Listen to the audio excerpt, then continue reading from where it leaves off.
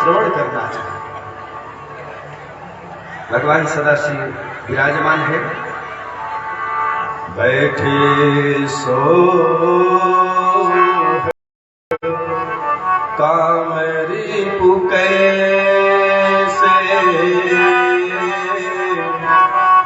धरे शरीर शांत रस जैसे पार्वती भर अवसर जाई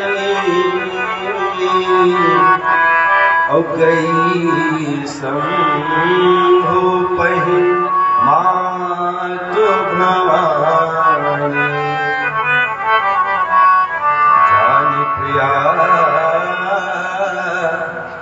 आदर हार किम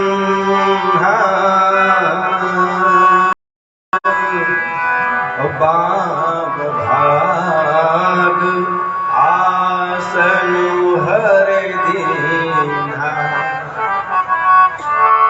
सदाशिव भगवान ने अपने बाएं भाग में आसन दिए। मां जगतजननी जगदम्बा आसन में विराजमान होती है।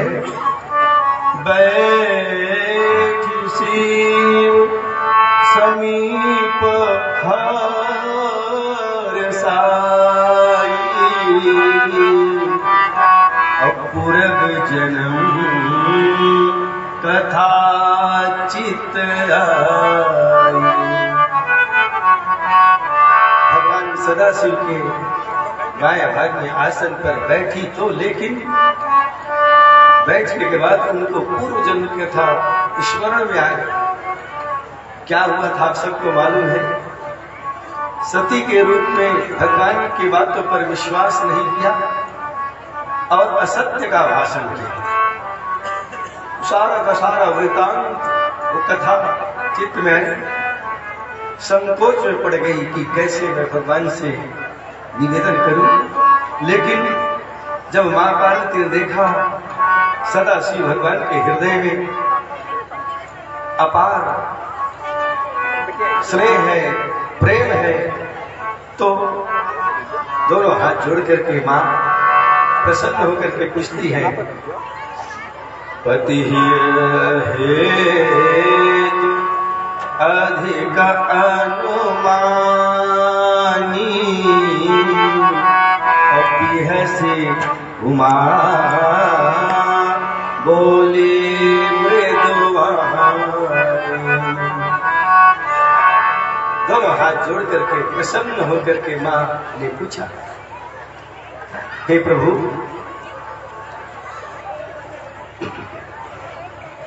कथा जो सकल लोक हितकारी, कथा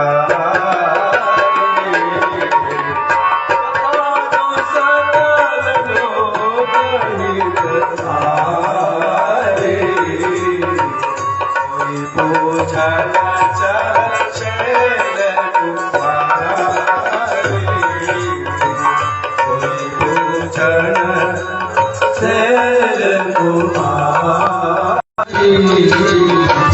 विश्वनाथ ममनाथ पुरारी, विश्वनाथ ममनाथ पुरारी, त्रिभुवन महिमा सत्वारी, त्रिभुवन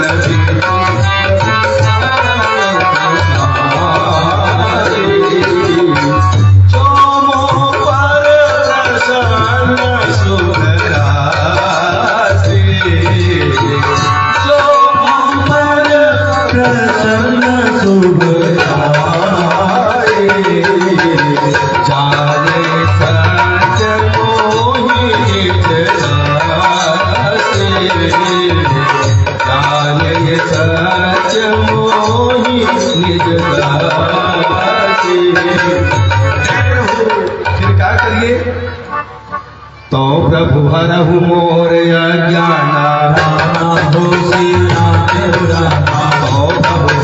मोर अज्ञान रामा हो सिया राम हो रामा कहि रघुनाथ कथा विधि नाना रामा हो सिया राम हो रामा जगत शोषिता नहीं अधिकारी रामा हो सिया राम हो रामा दासी मन क्रम वचन तुम्हारे रामा हो सिया राम हो रामा घोड़ई तर्पण साधु वही रामा हो सिया राम हो रामा भारत अधिकारी जहाँ पावही रामा हो सिया राम हो रामा अत्यारथ पूछो सुरराया रामा हो सिया राम हो रामा रघुपति कथा कहो करिराया रामा हो सिया राम हो रामा माँ ने कहा हे प्रभु मेरे ऊपर कृपा करिए बताइए और दोनों हाथ जोड़ करके निवेदन करती हैं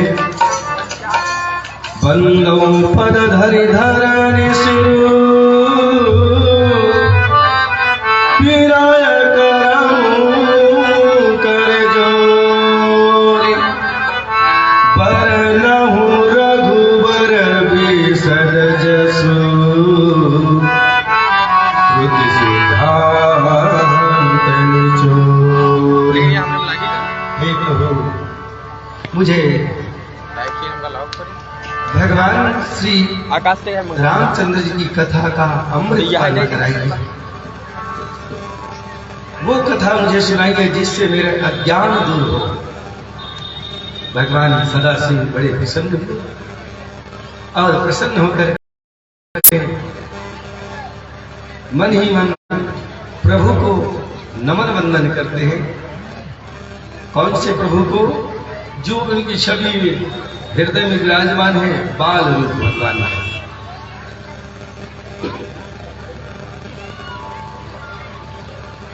बंदम बाल रूप सोई राम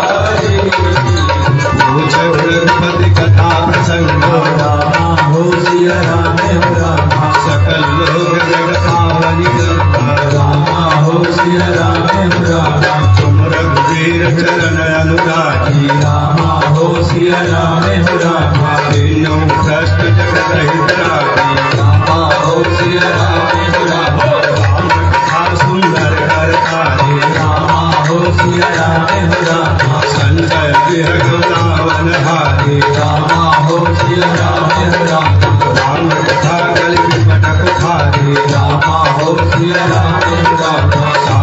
सुन फिर राजकुमारी रामा हो सिया राम राम तेनु सत्संग विवेक न हो रामा हो सिया राम राम राम कृपा दिन सुलभ न सोई रामा हो सिया राम राम सठ सुधरई सत्संगत पाए रामा हो सिया राम राम पारस परस विधात सुभाए रामा हो सिया राम राम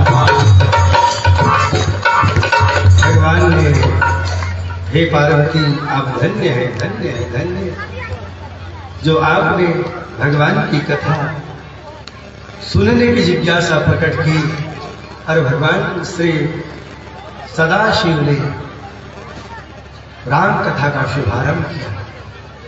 भगवान के बाल रूप का स्मरण करके नमन करते हुए वही अमर कथा आज आपके बीच में परम पूज्य गुरुदेव ने सभी शास्त्रों का नवनीत के रूप में हमको राम को दिया है। पावन प्रज्ञा पुराण की कथा का शुभारंभ करते हैं। आइए सभी भाई बहनों से निवेदन है, एक बार दोनों हाथ जोड़िए, योग व्यास परम पूज्य गुरुदेव के चरणों में नमन वंदन करते हुए पावन प्रज्ञा पुराण को नमस्कार करते हुए प्रणाम करते हुए कथा का शुभारंभ करेंगे।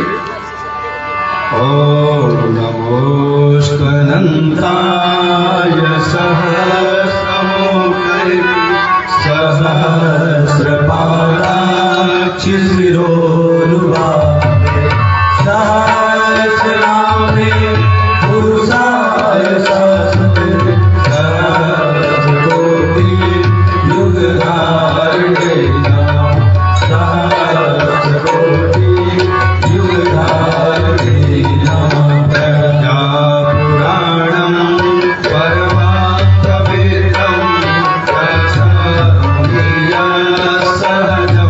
विरचिता ज्ञानस्य वर्धं प्रतिपादितेयं प्रज्ञा पुराणं बलमासुतेय प्रज्ञा पुराणं बलमासुतेय।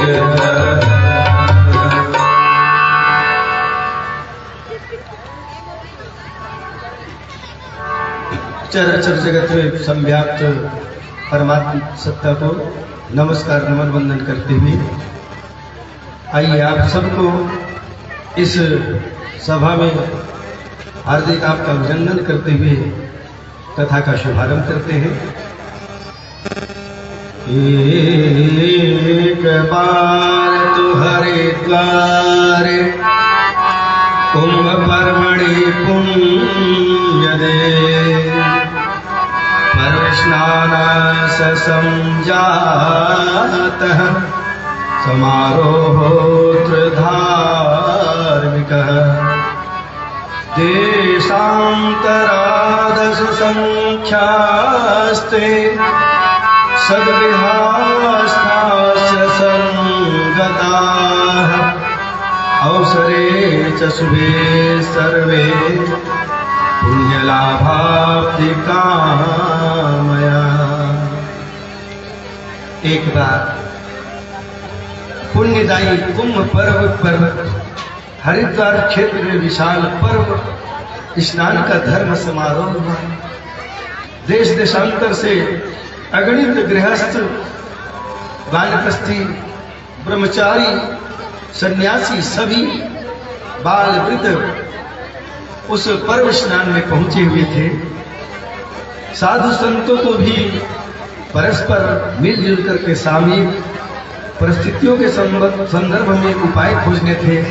साथ ही अपने संपर्क क्षेत्र के लोगों की समस्याएं सुलझाने एवं सत प्रवृत्तियां बढ़ाने के संदर्भ में राष्ट्र कल्याणकारी मार्गदर्शन भी करना था।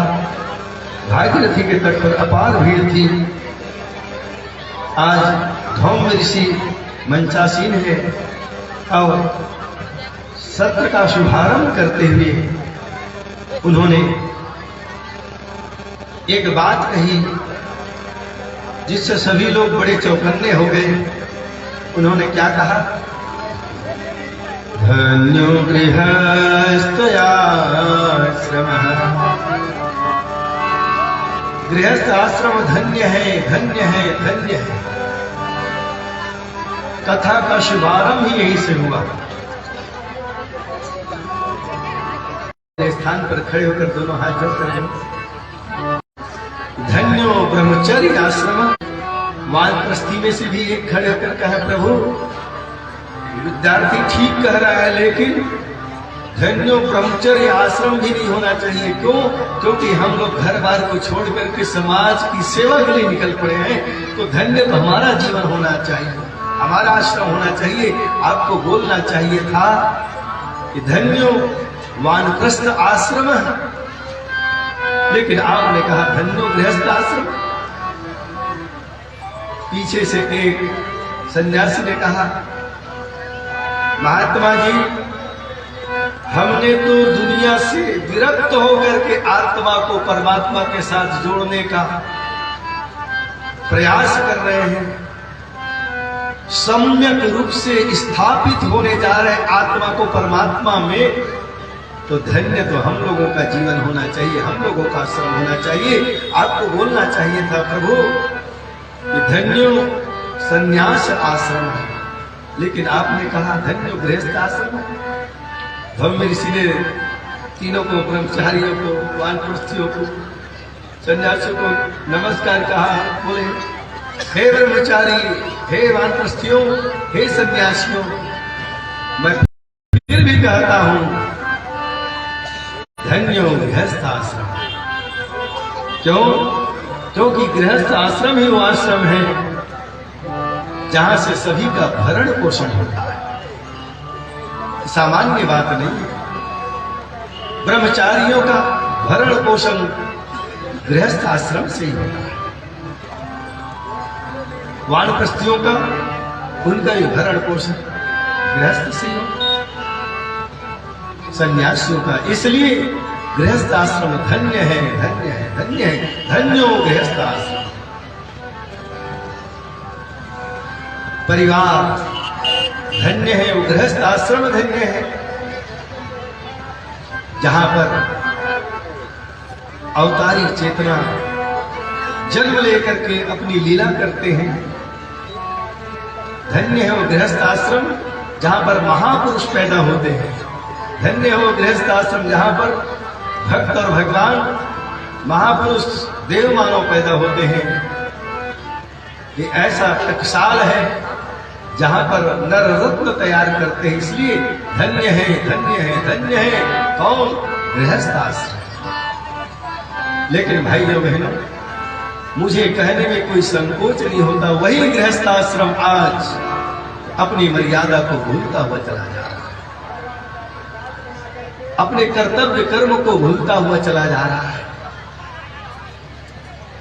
हम लोग घर परिवार में रहते हैं, परिवार की व्यवस्था कैसी होनी चाहिए उस व्यवस्था को ही भूलते चले जा रहे हैं। बच्चों को कैसे हम संस्कारित करें, कैसे हमारे बच्चे महान बने, महानता का पाठ पढ़ाना ही हम अपने घरों में भूल गए। छोटे छोटे बच्चों से जब मैं पूछता हूं, छोटे का बड़ा बच्चों से भी पूछ लेता हूं कभी कभार, बोले बेटा अर्जुन को जानते हो? कुछ लोग तो कहते हैं हमारा जानते हैं, अधिकांश बच्चे कहते हैं आई डोंट नो, नहीं मालूम है। शिवाजी नहीं मालूम, भगत सिंह नहीं मालूम, चंद्रशेखर आजाद, विश्वेन नहीं मालूम, हनुमान जी नहीं। महापुरुषों को, भक्तों को, भगवान को आज का व्यक्ति बच्चा जानता नहीं है। और इसी से मैं ये पूछता हूं, भाई ऋतिक रोशन को जानते हो? हाँ जानते हो। क्या हो गया? परिवार की जो व्यवस्था थी वो गड़बड़ा गई है। भाइयों बहनों, जरा सोच करके देखिए, मेरे परिवार कितना विस्तृत था, कितना संयुक्त परिवार था।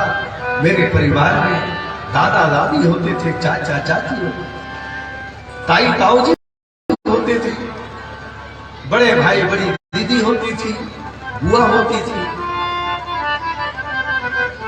आज कोई नहीं दिखाई देता। किसी से पूछो भैया और आपका परिवार ठीक है, तो कहेगा हमारा ठीक है। कौन कौन है परिवार में? कहेगा मैं, मेरी बीवी और मेरा बच्चा। कितना एकल परिवार होता चला जा रहा है। हमारे यहां संयुक्त परिवार की अवधारणा थी, एक साथ रहते थे सब लोग और एक दूसरे के सुख दुख में काम आते थे। आज उस परिवार में क्या हो गया? कहने में मुझे कोई संकोच नहीं होता। चाची, ताई, बुआ, मौसी, मामी, ये बिचारी मर गई। हाँ, सचमुच में मर गई।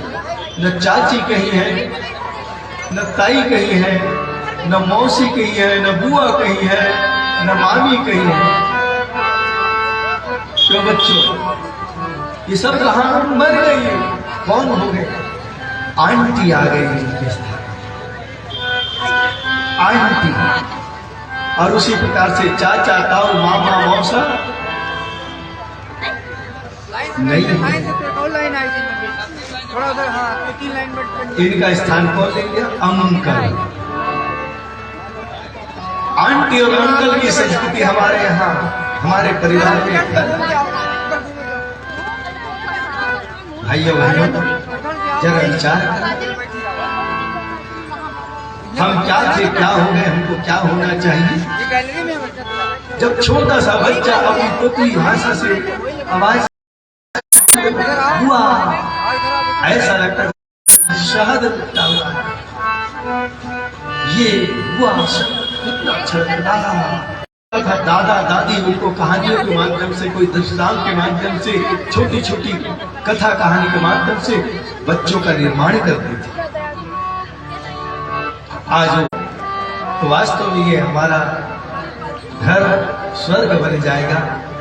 किसी कवि ने कल्पना जो की है, परम पूज्य गुरुदेव ने जो संकल्प किया है कि मनुष्य मात्र को देवता बनाना और धरती को स्वर्ग बनाना, वो संभव होता हुआ चला जाएगा। भाइयों बहनों, कब?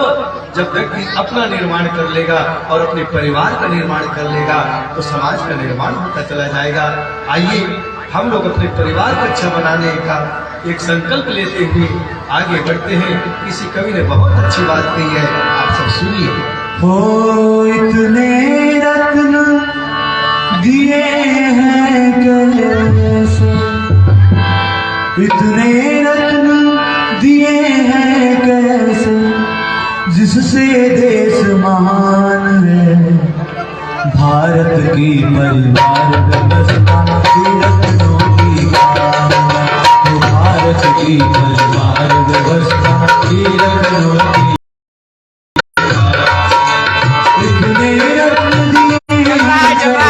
इतने रत्न दिए हैं कैसे, जिससे देश महान है। भारत की परिवार व्यवस्था रत्नों की खान है। वो भारत की परिवार व्यवस्था रत्नों की खान है।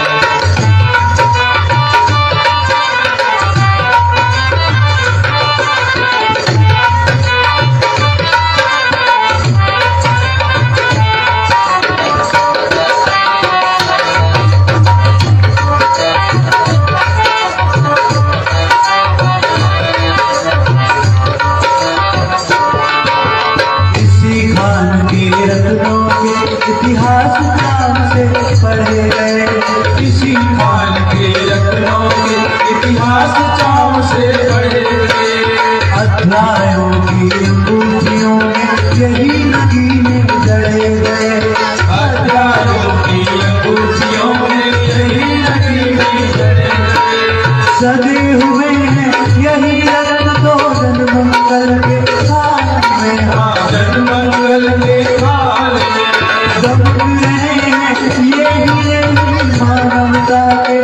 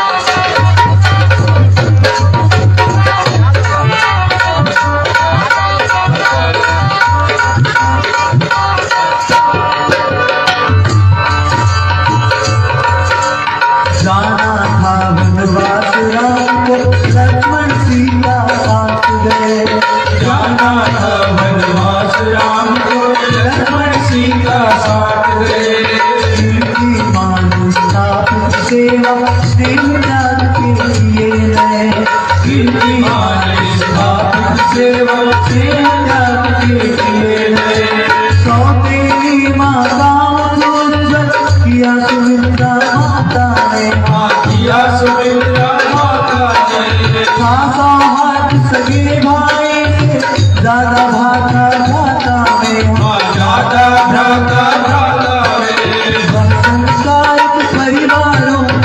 संसारिक परिवारों का जीवन को कल्याण है। भारत की परिवार जीवन योगी भारत की परिवार व्यवस्था जीवन योगी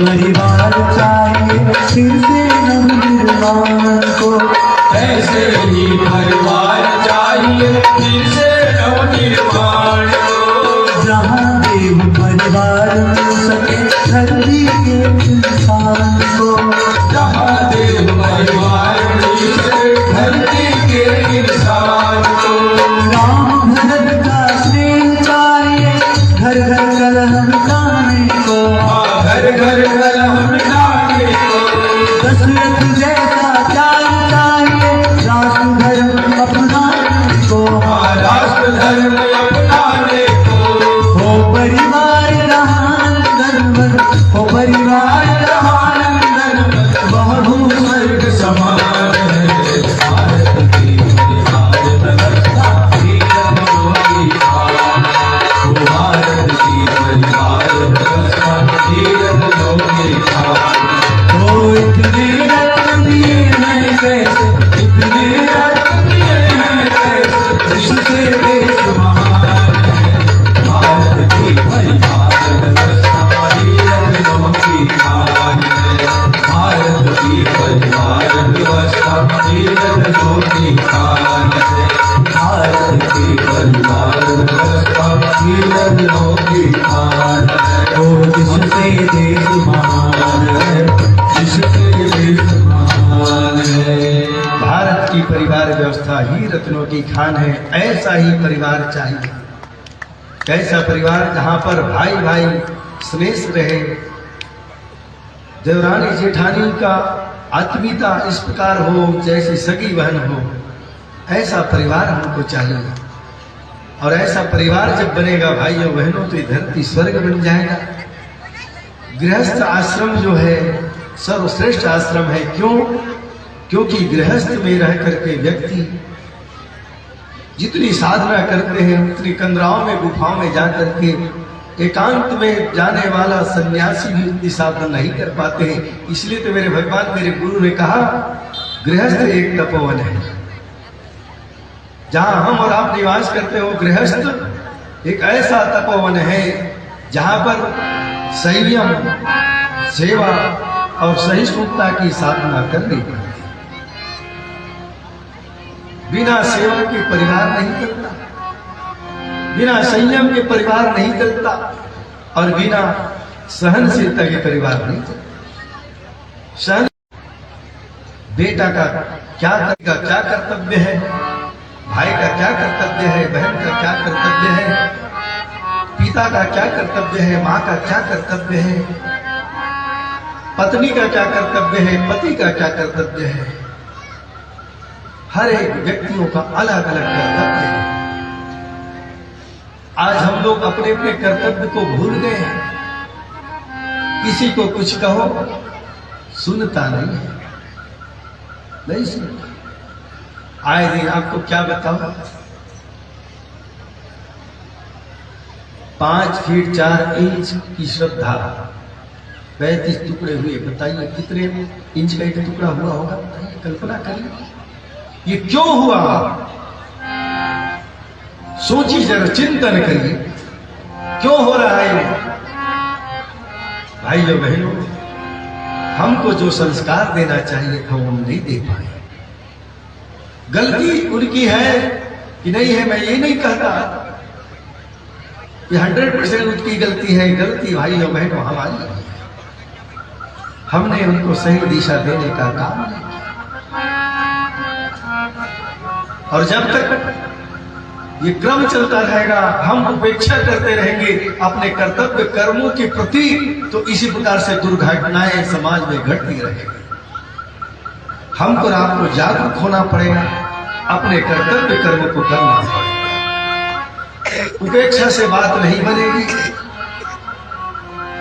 बचपन से ही बच्चों को संस्कार देने का क्रम इसलिए कहा गया है। हमारे बड़े बुजुर्ग कहते हैं, जब तक छोटा बच्चा है खूब लाड़ प्यार करो, खूब स्नेह करो। माताओं की एक आंख दुलार की और एक आंख सुधार की होनी चाहिए। देखते रहिए कहीं बच्चा बिगड़ तो नहीं रहा है, गलत दिशा में तो नहीं जा रहा है। अरे बड़े बुजुर्ग कहते हैं, जब बच्चे का पैर हमारे जूते में आने लगे तो वो बेटा नहीं हो, आपका मित्र बन गया। बच्ची का पैर आपकी चप्पल के बराबर आ गए तो वो बेटी नहीं है, आपकी सहेली बन गई। ऐसा बर्ताव करो तो दुर्घटनाएं नहीं घटेंगी। हम तो अपने बच्चों को छोड़ देते हैं, कोई मतलब नहीं है। और आजकल तो ये आ गया और बिगाड़ने के लिए एंड्रॉइड, कोई काम दे दिया बच्चे को, छोटे छोटे बच्चों को देखते हो लगा रहता है। माता पिता के बाद समझ, भाइयों बहनों, अपने अपने कर्तव्यों को याद रखें। शांति को घर में इसीलिए जो भी भाई बहन जाते हैं उनको एक ही बात हम क्या गुरुजी माता जी सिखाते हैं कि मेरे प्यारे प्यारे बच्चों बच्चियों, यहाँ आ रह करके कितनी साधना कर पाओगे मुझे नहीं मालूम, कितना जब तक करोगे मुझे नहीं मालूम, लेकिन मेरे बच्चों सुबह उठते ही भगवान को याद करो। 2 प्रकार की साधना गुरुदेव बताते हैं। उठते ही एक साधना करिए, उसका नाम है आत्मबोध की साधना। कोहम मैं कौन हूं, व्हाट इज माई ड्यूटीज, मेरा कर्तव्य क्या है, मुझे क्या करना चाहिए, बार बार चिंतन करिए। यह आत्मबोध की साधना, अपने आप को जानने का प्रयास करना। परमात्मा को थैंक यू बोलो सुबह उठते ही, धन्यवाद दो अपने परमात्मा को। आत्मबोध साधना के अंतर्गत कहिए, प्रभु हे भगवान, आपने मुझे जीवन दिया,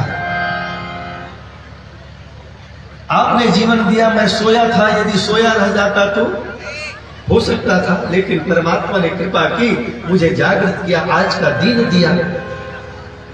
उनको धन्यवाद करो और कहिए, प्रभु आज दिन भर हम अच्छा शुभ कर्म कर सके, इसके लिए हमको शक्ति देना, हम अपने कर्तव्य कर्म को कर सके, इसलिए हमको शक्ति देना। जो भी भाई बहन शांति बन गए हैं उनको मालूम है जागरण की घंटी बजती है, हम लोग जागृत अवस्था में होते हैं, आते हैं और क्या मांगते हैं भगवान से?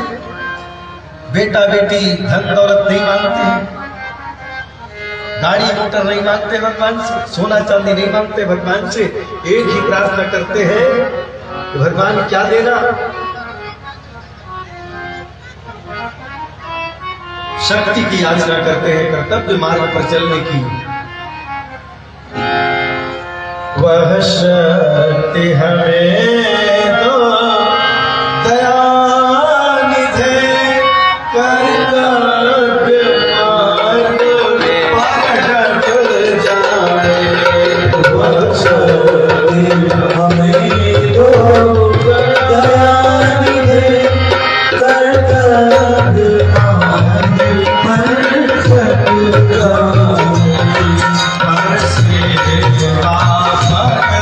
उपचार में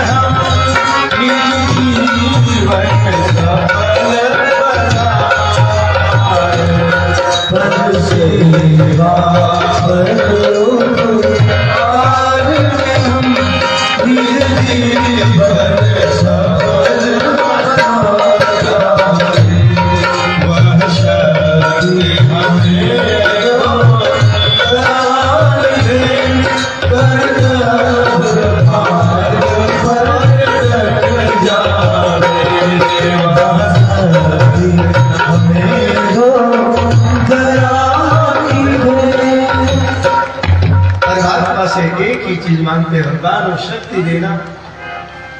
और शाम को जब आप शयन करने जाएं तो दूसरी साधना है, उसका नाम है तत्वबोध की साधना।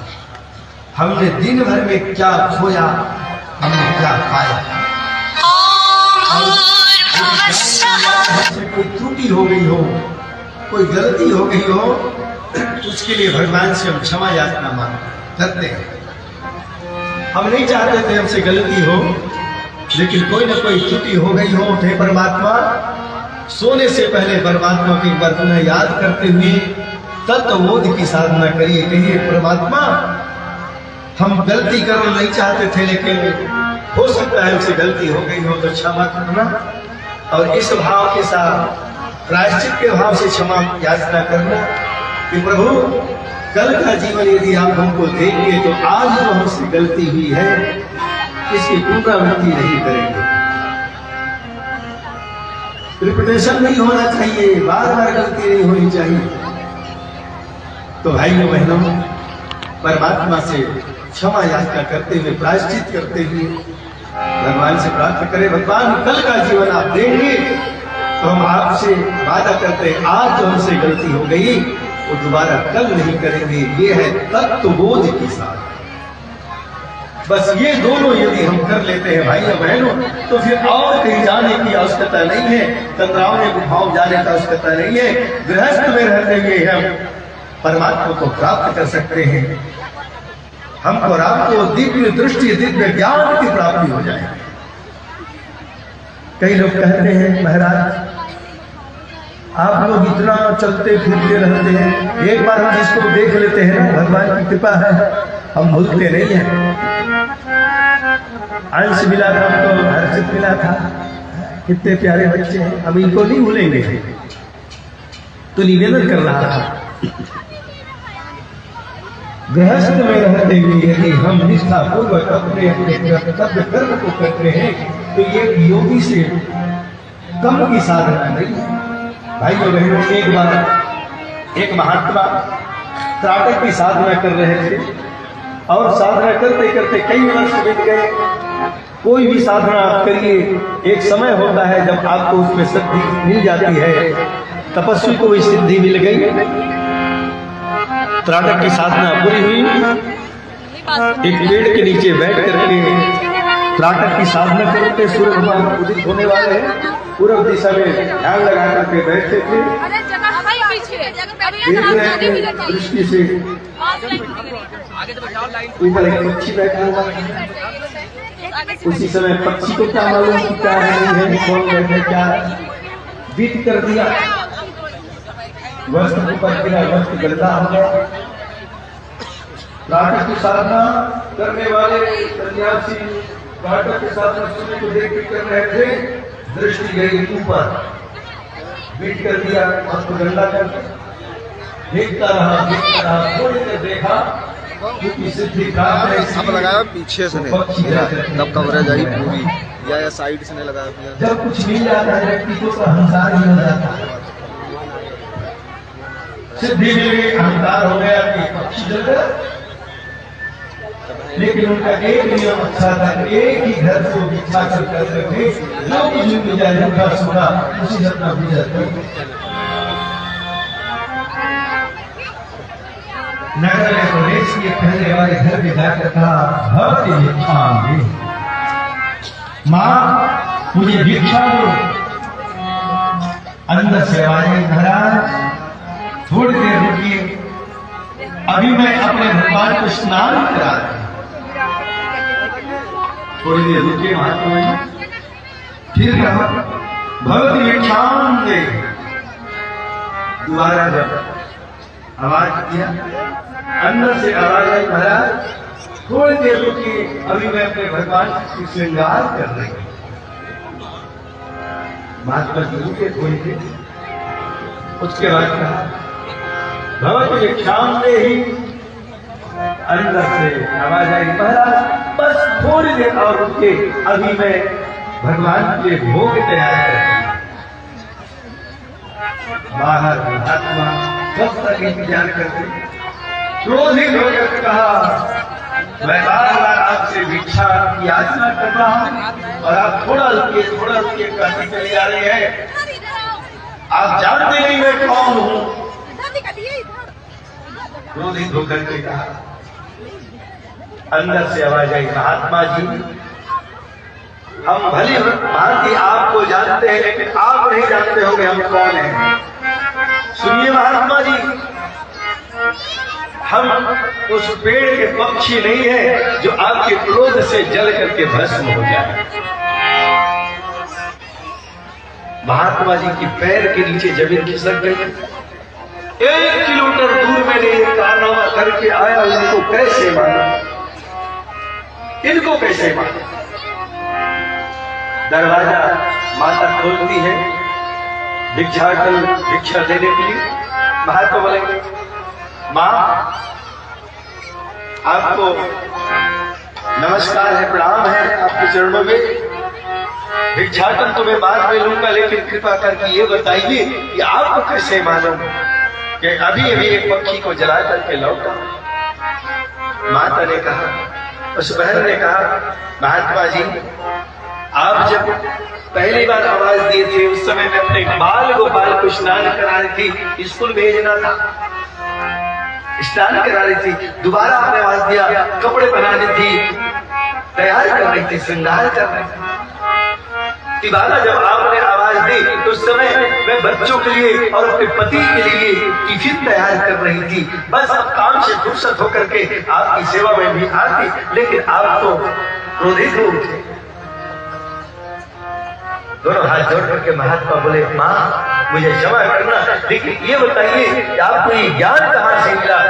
माँ ने कहा, हम अपने कर्तव्य कर्म को ही भगवान की पूजा मान करके करते हैं, इसलिए परमात्मा ने हमको ये दिव्य ज्ञान दिया। भाई बहनों, जो भी व्यक्ति अपने कर्तव्य कर्म को निष्ठापूर्वक करते हैं उनके लिए कहा गया है कि योगियों से कम इनका जीवन नहीं होता है। गृहस्थ आश्रम, गृहस्थ धर्म का परिपालन जो भी व्यक्ति करता है उनका जीवन धन्य बनता चला जाता है। तो हम सब आप गृहस्थ में रहते हुए अपने अपने कर्तव्य कर्म का निर्वहन करें। बेटा का कर्तव्य, बेटी का कर्तव्य, भाई का कर्तव्य, बहन का कर्तव्य, माँ का कर्तव्य, पिता का कर्तव्य, बड़े बुजुर्गों का कर्तव्य, हम सब का अलग अलग कर्तव्य है। कोई एक कर्तव्य नहीं, बेटा का कर्तव्य अलग है, पिता का कर्तव्य अलग है, माँ का कर्तव्य अलग है, बच्चों का कर्तव्य अलग है, लेकिन सबको अपने अपने कर्तव्यों का निर्वहन करना है। ऐ धरती के रहने वालों, ऐ धरती के रहने वालों, धरती को स्वर्ग बनाना है, धरती को स्वर्ग बनाना है, धरती के रहने वालों, धरती को स्वर्ग बनाना है, धरती को स्वर्ग बनाना है, स्वर्ग कहीं यदि ऊपर हो, है स्वर्ग कहीं यदि ऊपर हो, उसको इस ऊपर लाना है, धरती को स्वर्ग बनाना है, धरती के रहने वालों, धरती के रहने वालों।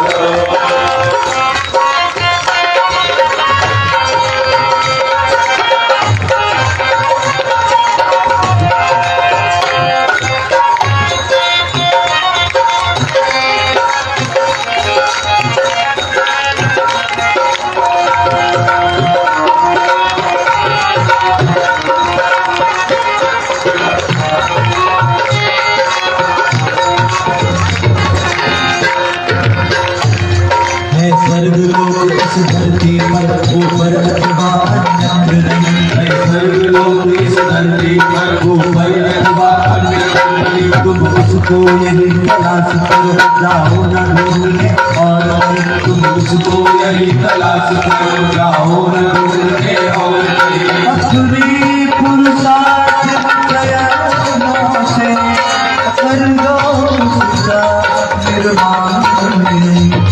यह आशा का संदेश तुम्हें, यह आशा का संदेश तुम्हें भूमंडल पर फैलाना है, धरती को स्वर्ग बनाना है। धरती के रहने वालों, धरती के रहने वालों,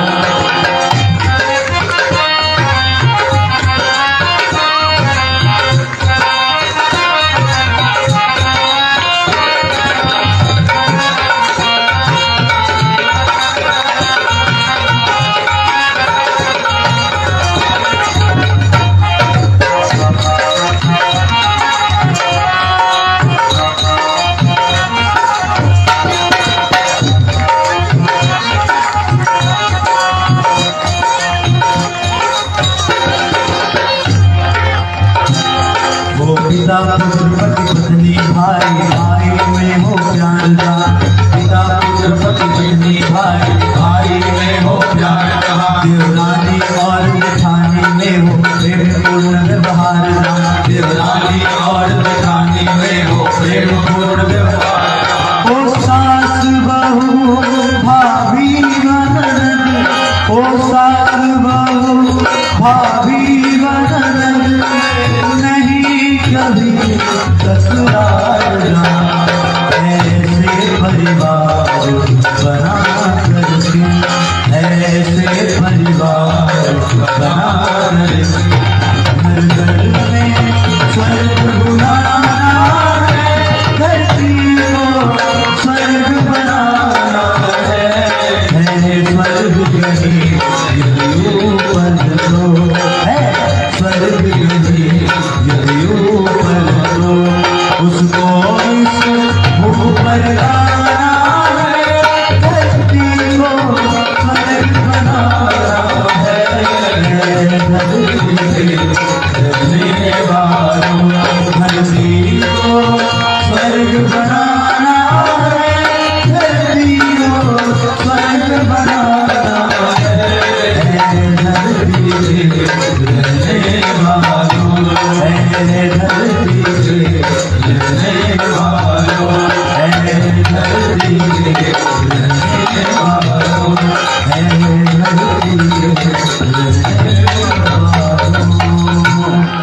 धम्म ऋषि कहते हैं, हे भद्रजनों, परिवार वस्तुतः एक पवित्र संयुक्त संगठन है। उनकी व्यवस्था पारिवारिक सद्भाव सहकार की बहुलता से ही बन पड़ती है। सभी सदस्य कर्तव्य पालन पर अधिक ध्यान दें और अधिकार उपलब्ध करने की जितनी सुविधा मिले उसी में से किसी प्रकार काम चलाने का प्रयत्न करें। अपनी अपेक्षा दूसरों की सुविधा का ध्यान अधिक रखें।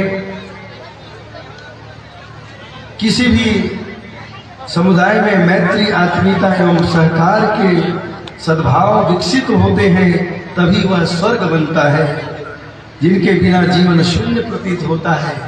इसलिए सत्कार, सहकार, सहयोग की वृत्ति घर परिवार में पनपे, ऐसा प्रयास करना चाहिए। अपने अपने कर्तव्यों का निर्वहन करना चाहिए। परिवार उसी का नाम है भाइयों बहनों। परिवार में जिनको आवश्यकता है उनकी पहले आवश्यकता पूरी की जाती है। संस्था में, ऑफिस में, कार्यालय में और परिवार में यही अंतर है। एक गिलास दूध है परिवार में तो उसको किसको मिलना चाहिए, और एक गिलास दूध है ऑफिस में तो किसको मिलना चाहिए? आप स्वयं सोचिए, विचार करिए। ऑफिस में भी एक कप चाय है, एक गिलास दूध है, तो सबसे पहले ये देखा जाएगा बॉस को मिलना चाहिए, होता है, अधिकारी को मिलना चाहिए, छोटे कर्मचारियों को नहीं।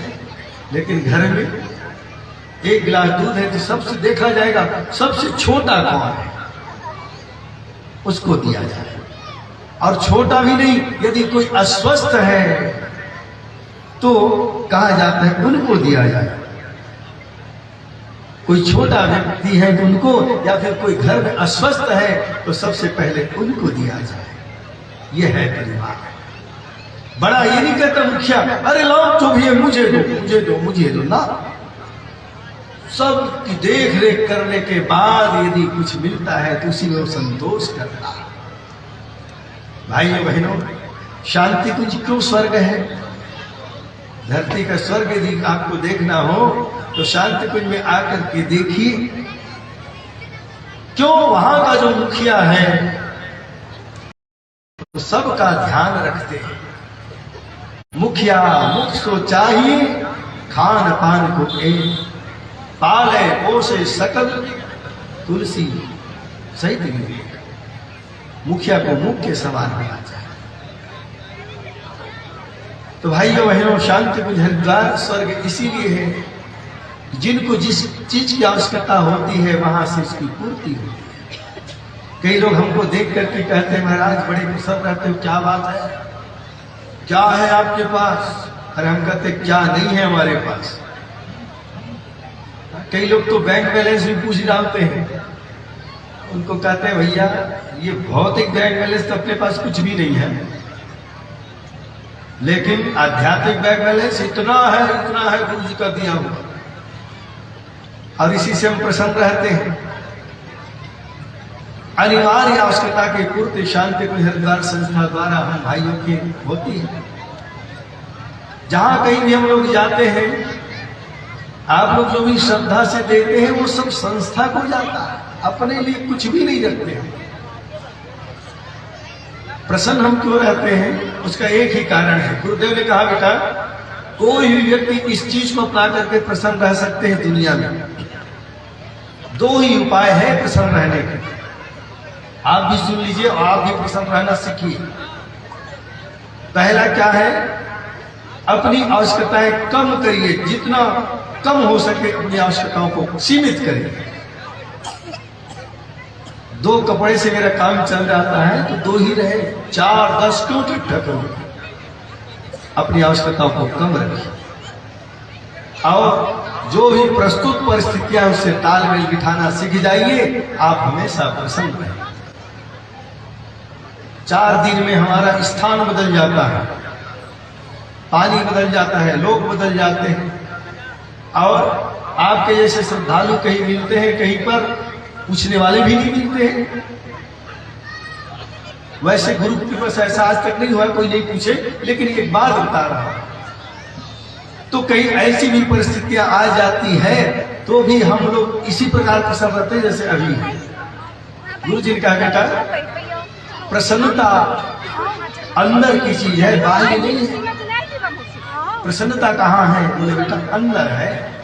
अपनी आवश्यकताएं कम कर दीजिए और प्रस्तुत परिस्थितियों से तालमेल बिठाइए, आप प्रसन्न रहें।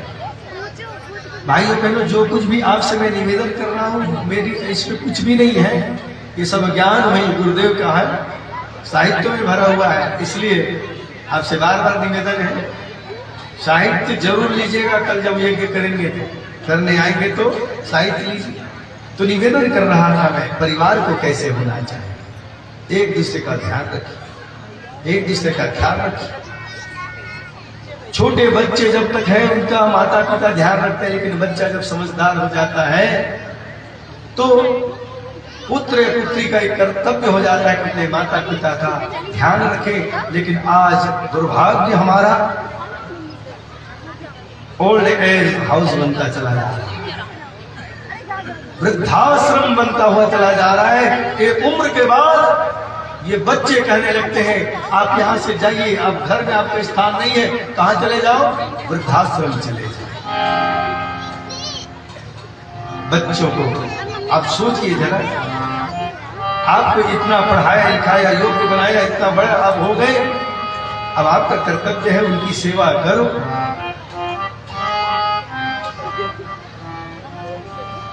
मेरा बेटा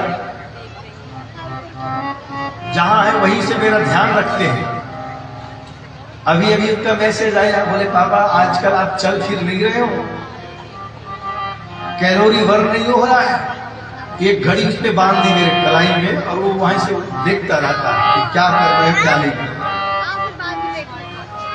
आपसे भी निवेदन है मेरे प्यारे प्यारे बच्चों, आप अपने माता पिता की सेवा करिए, उनका ध्यान रखिए। आपका ध्यान रख करके आप इतना बड़ा बना दिया, अब आपका कर्तव्य होता है।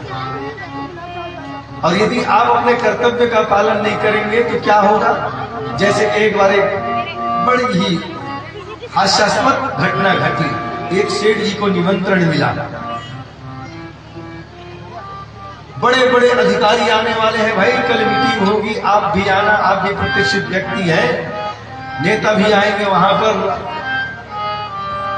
बड़े बड़े अधिकारी आएंगे, कुछ ग्रामीण योजना को लेकर के गांव को कैसे अच्छा बनाया जाए, बहुत सारी योजना है, सरकारी योजना। तो सेठ जी आप भी आइएगा। सेठ जी कहा मुझे भी आना है? बोले हाँ। बड़े बड़े लोग रहेंगे? हाँ बड़े बड़े लोग रहेंगे। तो देखा मेरे पास तो पुराने कपड़े हैं, क्या करूं?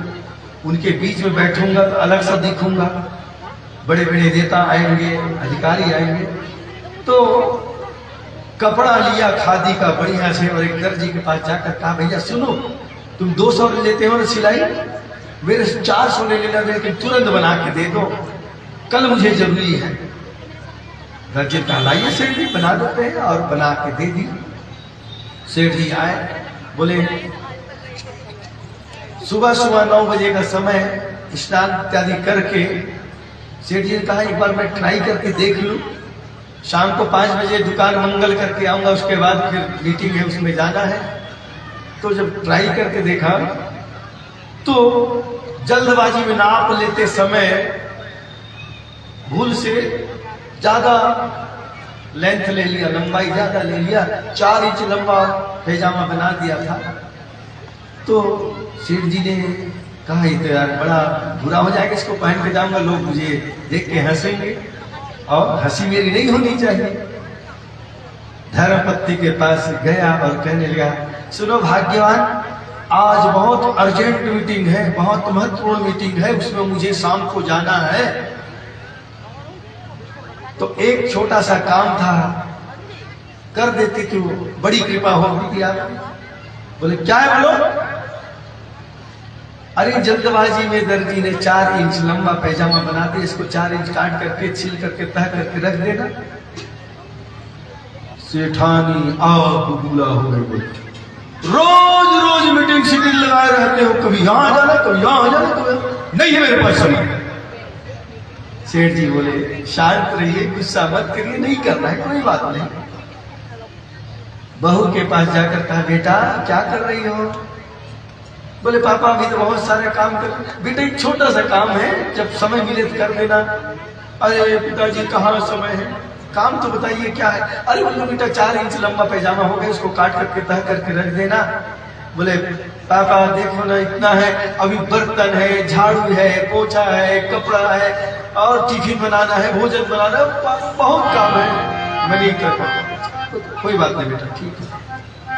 बिटिया के पास जाकर सेठ ने कहा अरे रानी बेटी क्या कर रही हो? पापा तैयारी कर रही हूँ, कल प्रैक्टिकल है, पढ़ाई कर रही हूँ। अच्छा अच्छा बेटा, बेटे थोड़ा छोटा सा काम कर दोगी क्या? बोले पैजामा 4 इंच लंबा बेटा, उसको काट करके तह करके रख देना।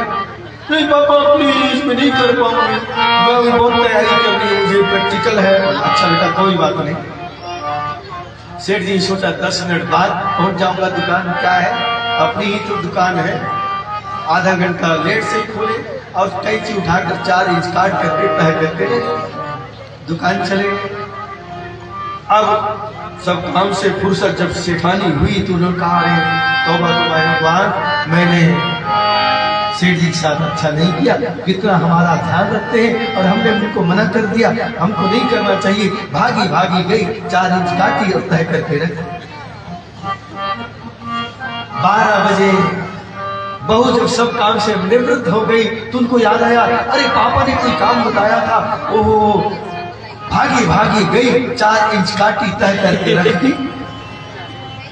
बिटिया 2 बजे सब पढ़ाई लिखाई करने के बाद पूरी तैयारी हो जाने के बाद उनको याद आया, अरे पापा ने कोई काम बताया था, हमने मना कर दिया। अरे हमको मना नहीं करना चाहिए था।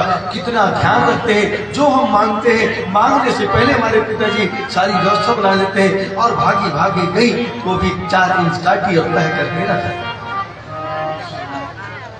सेठ जी 5 बजे आए लौट करके, दुकान मंगल करके, हाथ मुंह धोए, फ्रेश हुए और उसके बाद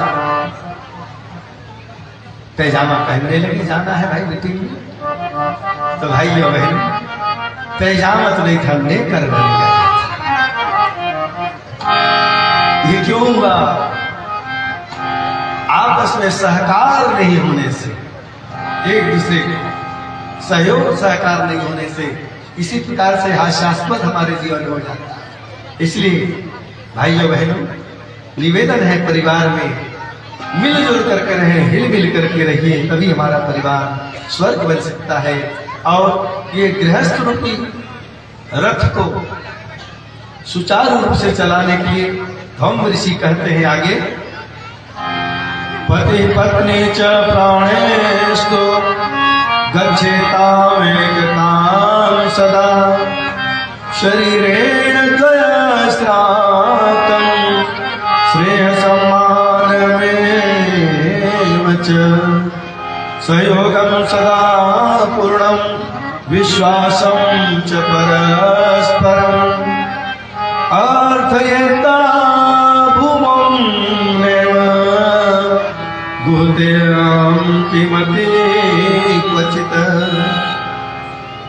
हे भद्रजनों, पति और पत्नी एक प्राण और 2 शरीर के रूप में रहना चाहिए। एक दूसरे को परिपूर्ण स्नेह सम्मान सहयोग एवं विश्वास प्रदान करना चाहिए। परस्पर आपस में कोई दुराव नहीं रखना चाहिए। भूलों को सुधारने और भुलाते रहें, प्रतिशोध की भावना न रखें। मतभेदों को विचार विनिमय से सुलझा लिया करें।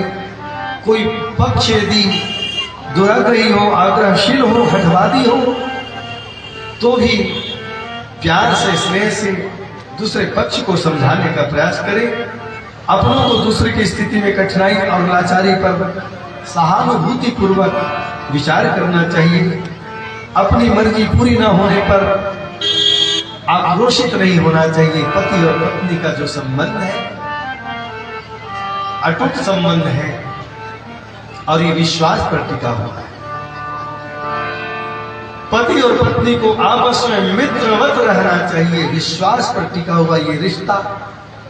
लेकिन भाइयों बहनों, आज विश्वास ही गड़बड़ा गया है, डगमगाया गया है। आपस में विश्वास टूटता चला जा रहा है। जिसका आधार ही है विश्वास, जिस रिश्ते का, वहां पर विश्वास खत्म होता चला जा रहा है। पति को पत्नी के ऊपर विश्वास नहीं है, पत्नी को पति के ऊपर विश्वास नहीं है। विश्वास टूटता चला जा रहा है। विश्वास कैसे होना चाहिए? पति और पत्नी को कैसे होना चाहिए एक साथ? जैसे 2 शरीर और 1 प्राण हो। एक नौजवान कबीरदास जी महाराज के पास चाहिए कि सगे कि विवाह करना चाहिए। महात्मा जी ने कहा चलो मेरे साथ, और एक ऊपर पहाड़ी में टेकरी पर महात्मा जी रहते, उनके पास ले गए। प्रणाम किए महात्मा जी को, और कबीरदास जी इधर उधर की बात करने के बाद पूछा, महात्मा जी आपकी आयु क्या है, कितने साल के हैं आप? महात्मा जी बोले, बेटा 70 वर्ष। प्रणाम किए। फिर इधर उधर की बातें होने की थोड़ी देर बाद फिर पूछा, महात्मा जी आप कितने साल के हैं? मुस्कुराते हुए महात्मा ने कहा, बेटा भूल गए, अभी तो बताया था 70 साल का। अच्छा अच्छा। थोड़ी देर और रुके, फिर पूछा, महात्मा जी कितने साल के हैं आप? फिर मुस्कुराकर महात्मा जी का बोला 70 साल का है। अच्छा अच्छा। प्रणाम किए, नौजवान को लेकर के नीचे उतरने लगे। आधे बीच में आए थे नीचे, फिर कहा महाराज जी कितने साल के हैं आप? महात्मा जी बोले बेटा बहुत जल्दी भूल जाते हो, 70 साल का। ठीक है। टेकरी से नीचे आ गए और नीचे आकर कहा ए महात्मा जी, बाहर निकले झोपड़ी से, हाँ बेटा क्या है, नीचे आइए। महात्मा जी नीचे, क्या बात है बेटा? अरे कुछ नहीं, आप कितने साल के हैं? वही मुस्कुराते हुए महात्मा ने कहा बेटा 70 साल। और कुछ नहीं नहीं नहीं बस महात्मा जी आ गए। 12 बजा हुआ था दोपहर। जैसे घर में प्रवेश किए, कबीरदास जी ने धर्मपत्नी की आवाज लगा के कहा सुनो भाग्यवान, अंधेरा बहुत है, जरा एक दीपक जला करके लाना। तो दिन के 12 बजे धर्मपत्नी एक दीपक जला के लाई और रख दी। थोड़ी देर दीपक जलता रहा, कबीरदास जी ने दीपक बुझा दिया और उस नौजवान को कहा बेटा समझ में कुछ आया? यदि सन्यासी बनोगे तो उनके जैसे बनना, और यदि गृहस्थ बनना है तो हमारे जैसे। मेरी माताओं बहनों मेरे भाइयों, गृहस्थ को कैसे होना चाहिए? पति और पत्नी का जो संबंध है विश्वास का है। प्रति प्रश्न उन्होंने नहीं किया, अरे भाई दोपहर को 12 बजे आप दीपक क्यों मांग रहे हैं? पति ने यदि कुछ कहा है तो जरूर कोई बात है, कोई प्रतिवाद नहीं, दीपक जला करके ला देती है। उसी प्रकार से पति और पत्नी के बीच में आपस में विश्वास का संबंध है। दुराव ना करें। आजकल हम छिपाना सीख गए हैं, भाई लोग भी छिपाते हैं और बहनें भी छिपाती हैं। नहीं मेरे भाइयों बहनों, जो भी आपके मन में हो दुनिया के और किसी लोगों को मत बताइए, लेकिन अपनी धर्म पत्नी को जरूर बताइए। क्यों? क्योंकि ये आपके परम हित से। और उसी प्रकार से मेरी माताओं बहनों, कोई मन में बात हो तो अपने पति से जरूर शेयर करें, आपस का विश्वास बढ़ता है और एक प्रगाढ़ संबंध स्थापित होता है। किस प्रकार से हमारा जीवन होना चाहिए पति और पत्नी के बीच में? आप सब जानते हैं भगवान राम को वनवास हुआ, भगवान राम तैयारी करने लगे, वनवास जाना है। तो मां सीता भी आ गई और कहने लगे प्रभु मैंने सुना है आप 14 वर्ष के लिए वनवास जा रहे हैं। बोले हाँ आपने ठीक सुना है, तो मेरे लिए क्या आदेश है? तो भगवान राघवेंद्र सरकार ने कहा जंगल में बहुत कष्ट होंगे आपको, इसलिए हे सीते आप यही भवन पे रहिए। अयोध्या हर प्रकार से आपके लिए उपयुक्त है, अनुकूल है, आप यही रहिए। और भगवान ने समझाने का प्रयास किया। आपन मोर नीक जो चाहो, श्री राम जय राम जय जय राम। चलो हमार माने गृह श्री राम जय राम जय जय राम। आय सुमोर सासु सेवकाई, आय राम जय राम जय राम। सब विधि भामिनी भवन भलाई, श्री राम जय राम जय जय राम।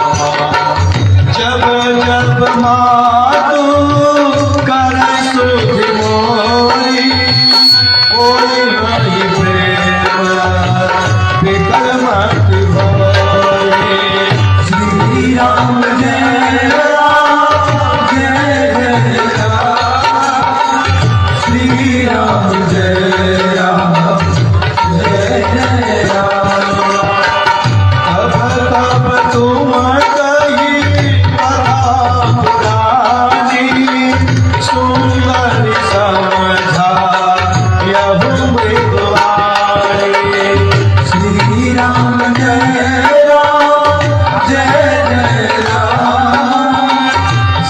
राम जय राम जय राम। हे जगत गुजारी, आपको महल में ही रहना चाहिए। और देखो मैं जा रहा हूँ तो माँ मुझे याद करके रोएगी, तो कोई पुरानी कथा निकाल करके माँ को समझाने का प्रयास करना, सास ससुर की सेवा करना। तो दोनों हाथ जोड़ करके माँ सीता ने कहा, हे नाथ आप बोल दिए जो बोलना था, अब मेरी प्रार्थना आप सुनिए। और माँ ने दोनों हाथ जोड़कर कहा, प्राणनाथ करुणायतन सुंदर सुखद सुजान, तुम बिनु रघुकुल कुमुद विधु, सुरपुर नरक समान। हे प्रभु, आप अयोध्या के साम्राज्य की बात करते हैं। हे रघुनंदन, हे भगवान, आपके बिना मुझे स्वर्ग का भी सुख मिले तो वो भी मेरे लिए नरक के समान है। और माँ जानकी कहती है, तनु धनु धाम धरनुपुर राज, पति विहीन सब शोक समान। श्री राम जय राम जय जय राम। श्री राम जय राम जय जय राम। प्राणनाथ तुम विष्णु जग माही, मोह सुखद कथाहु रचनाहि। श्री राम जय राम जय जय राम। श्री राम जय राम जय जय राम।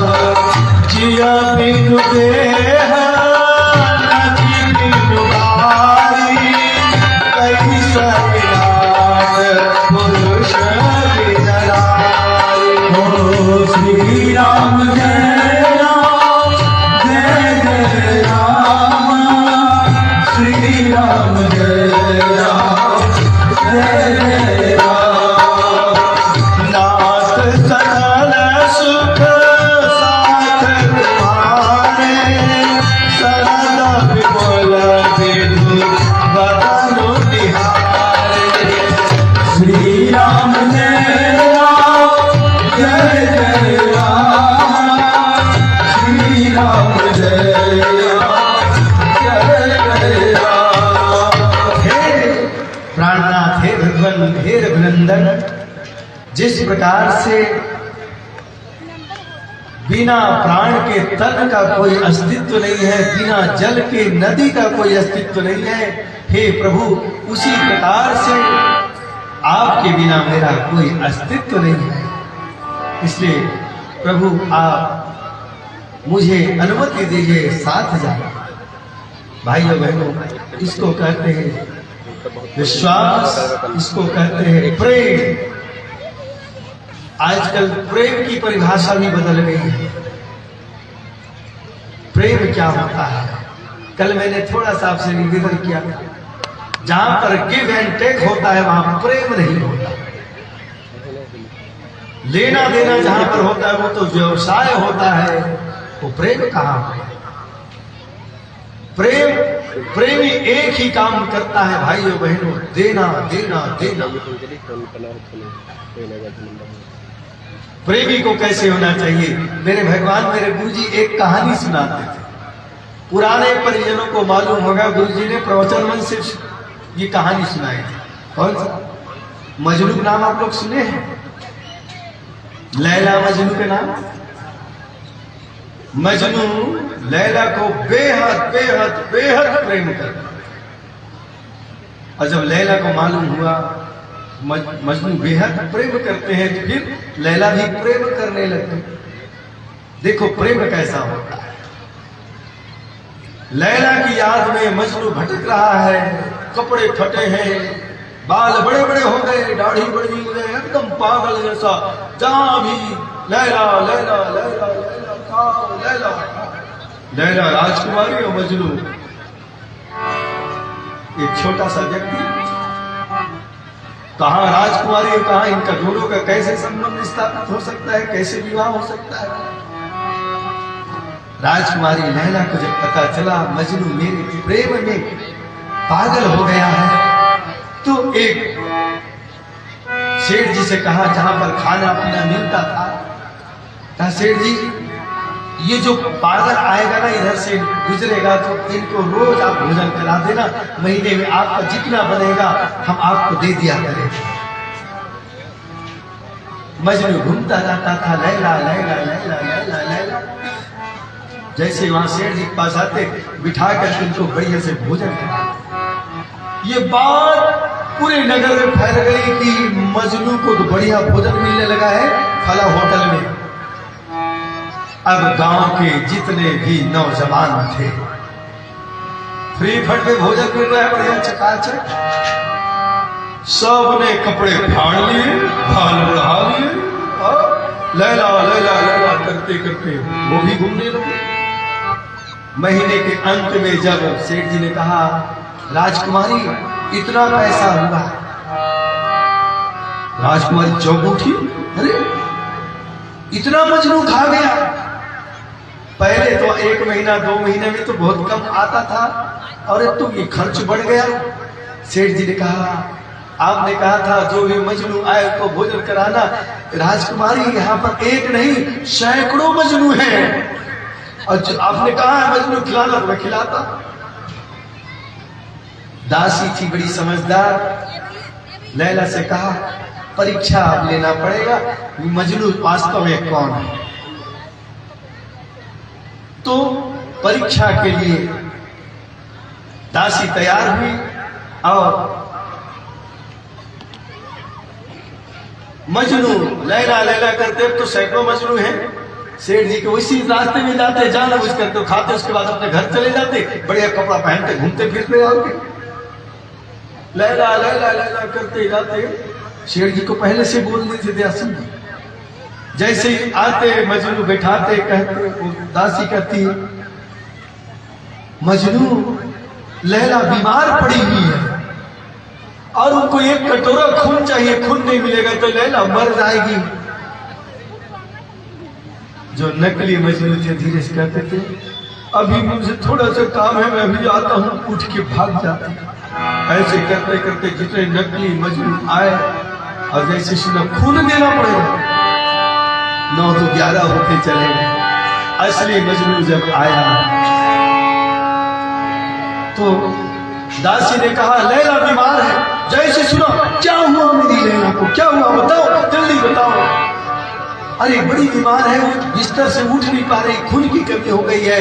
और वैद्य ने कहा है कोई खून यदि 1 कटोरा दे दे तो लैला बच सकती है, और कोई उपाय नहीं है। तुरंत चावल उठाकर कहा लाओ लाओ लाओ, मैं भी देता हूं। और काटने लगे तो दासी ने कहा रुक जा, बस रुक जा। असली मजनू का पहचान है। भाइयों बहनों, गुरुजी कहानी सुनाते हुए कहते थे कि लोग खूब भगवान भगवान भगवान भगवान कहते हैं, और जब भगवान परीक्षा लेने लगते हैं तो सब 9 2 11 हो जाते हैं। असली प्रेमी चाहिए, असली भक्त चाहिए भगवान के। तो भाइयों बहनों, निवेदन आपसे कर रहा था, पति और पत्नी को कैसे होना चाहिए, आपस का विश्वास बढ़ना चाहिए। आगे धौम ऋषि कहते हैं भद्रजनाः गृहास्तस्तु महतं वर्णतं परं वस्तु वस्तु यतो धूर्या गृहिणी परिवार। मनु महाराज कहते हैं यत्र नारिस्त पूज्यन्ते रमन्ते तत्र देवता, जहां पर नारियों का सम्मान होता है, मातृ शक्तियों का सम्मान होता है, वहां पर देवता निवास करते हैं। माताएं 4 रूप में हम सबका ख्याल रखती हैं, हमको संरक्षण देती है, हमारा मार्गदर्शन करती है। 4 रूप में है मेरी मातृ शक्ति। इसलिए इस वर्ष माताओं को आगे बढ़ाने का, बहनों को आगे बढ़ाने का, बच्चियों को आगे बढ़ाने का ज्ञान चल रहा है। नारी सशक्तिकरण वर्ष के अंतर्गत नव जागरण चेतना के अंतर्गत नव चेतना जागरण हो, किस रूप में ये हमारा संरक्षण करती है। एक स्वरूप है नारी का, वो है मां का। मां के रूप में हम सबका संरक्षण करती है। कहा गया है शास्त्र में, नास्ति मातो समो गुरु, मां के समान कोई गुरु नहीं है। भाइयों बहनों, जरा याद करिए अपनी मां की उस उदारता को, उस प्यार को, उस आत्मीयता को, उस वात्सल्य को। हमको रात को 9 महीने अपने गर्भ में रखती है और प्रसव वेदना सह करके हमको जन्म देती है। भाइयों बहनों, अबोध बालक बालिका के रूप में हम लोग रहते हैं। अपने रक्त का दूध बनाकर के हमको पैपान कराती है, बड़ा करती है। रात में जब हम रोने लगते हैं, मां जागती है, देखती है, हमको बोध नहीं है। अबोध बालक बिस्तर गीला कर दी है, मां उठाती है, हमको सूखे स्थान पर सुला देती है और स्वयं गीले में सो जाती है। इतना 1-2 दिन नहीं भाइयों बहनों, कई वर्षों तक अनवरत ये उनकी तपस्या चलती है। जरा से हम छींकते हैं, जरा से खांसते हैं, मां बेचैन हो जाती है। मेरे लल्ला को क्या हुआ, मेरी लाडली को क्या हुआ। जाने कितनी रात वो जागती हुई निकाल देती है हमारी सुरक्षा के लिए। सौभाग्यशाली होते हैं वो भाई बहन जो अपनी मां की सेवा कर पाते हैं। दुर्भाग्यशाली वो व्यक्ति है जो अपने मां की, अपने पिता की सेवा नहीं करते, उनकी उपेक्षा कर देते हैं। कितना उपकार है मेरे भाइयों बहनों मेरी मां का। इनके ऋण से हम और आप ऋण नहीं हो सकते। यदि मैं अपनी चमड़ी का उनके लिए जूती बनवा दूं तो भी भाइयों बहनों अपने मां के ऋण से हम पूरे नहीं हो सकते। इसलिए अपनी मां का जरूर सम्मान करना। कितना कष्ट आपके लिए उन्होंने सहा, कोई अपेक्षा नहीं, निस्वार्थ प्रेम करती है मां। मेरा बेटा बड़ा हो जाए, हमेशा आपके कल्याण, हमारे कल्याण की बात सोचती है। इसलिए अपनी मां का कहना जरूर मानना। मेरी मां ने शांति कुंज में गुरु के चरणों में मुझे एक प्रकार से दान दे दिया। माता जी ने पूछा था, हम लोग गए थे शांति कुंज 87 में, तो माता जी ने पूछ लिया मेरी मां से, बेटा क्या दे रही हो। तो मां के मुख से अनायास निकल गया, एक बेटा मैं आपको दान करती हूं। और फिर मां ने बाद में मुझे कहा, बेटा पता नहीं कैसे क्या मेरे मुख से निकल गया बेटा, और मैंने माता जी को दान कर दिया। दोनों 2 भाई हम गए थे शांतिकुंज, तुम दोनों में से निर्णय करना पड़ेगा बेटा, मैं तो एक को दान कर दी हूं, बताओ कौन। हमने कहा मां आप जिनको कह देंगे वो रह लेंगे। मैं सही बता रहा हूं, मेरा जो बड़ा भाई है वो ज्यादा गुरुजी भगवान का काम करते थे, मैं तो ऐसे ही था। मैं सोचता था पढ़ लिख करके नौकरी करेंगे, थोड़ा पैसा कमाएंगे, आराम से रहेंगे, तो वो तो नहीं हुआ। और जो गुरुजी काम करना चाहते थे वो घर लौटे भी और डिफेंस में उनकी नौकरी भी लगी। देखो भगवान की कृपा। और मैं गुरु के चरणों में रह गया। तो कहने का मतलब ये है कि माँ का जो आदेश हो उसका पालन जरूर करना चाहिए।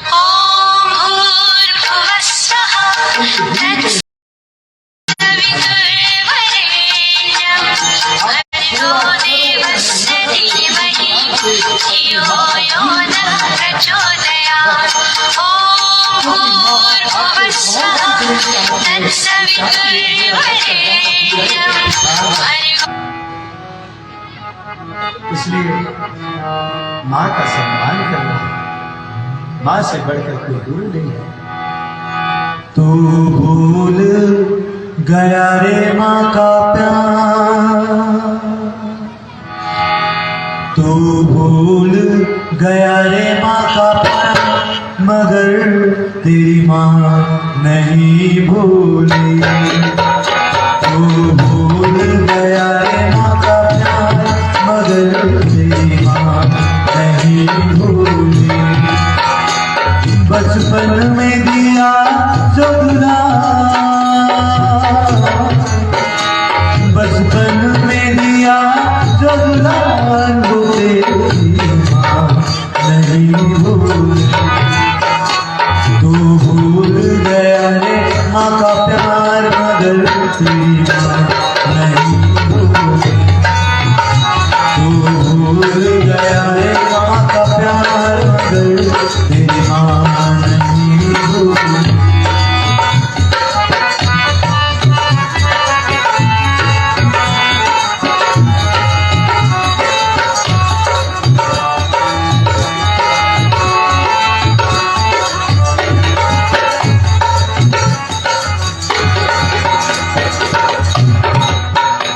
जिसने बचपन को फांसी का अपने ही खून की लाली से उपहार दिया, तूने ऐसा ममता को नवाजा लाली से।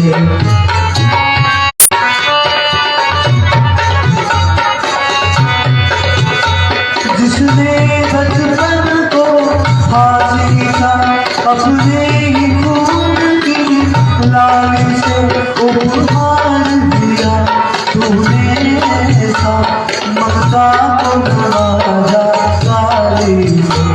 तूने जो धीरे दुखा, तूने जो धीरे दुखा मुझे माँ नहीं भूले। तू भूल गया रे माँ का प्यार मगर तेरी माँ नहीं भूली। तू भूल गया रे माँ का प्यार मगर तेरी माँ नहीं भूली।